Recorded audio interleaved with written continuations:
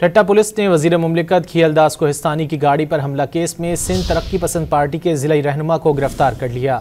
ठट्टा police के मुताबिक सिंध तरक्की पसंद पार्टी के जिला सदर जलाल शाह को उनके घर से गिरफ्तार किया गया। जलाल शाह ने गुज़िश्ता रोज ठट्टा में वजीर मुमलिकत खियलदास कोहिस्तानी की गाड़ी पर अंडे और टमाटर फेंके थे। ठट्टा पुलिस ने वजीर मुमलिकत खियलदास कोहिस्तानी की गाड़ी पर हमला केस में सिंध तरक्की पसंद पार्टी के जिला रहनुमा को गिरफ्तार कर लिया। ठट्टा पुलिस के मुताबिक सिंध तरक्की पसंद पार्टी के जिला सदर जलाल शाह को उनके घर से गिरफ्तार किया गया।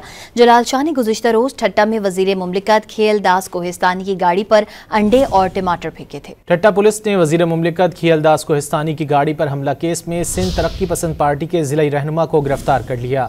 ठट्टा पुलिस के मुताबिक सिंध तरक्की पसंद पार्टी के जिला सदर जलाल शाह को उनके घर से गिरफ्तार किया गया। जलाल शाह ने गुज़िश्ता रोज ठट्टा में वजीर मुमलिकत खियलदास कोहिस्तानी की गाड़ी पर अंडे और टमाटर फेंके थे।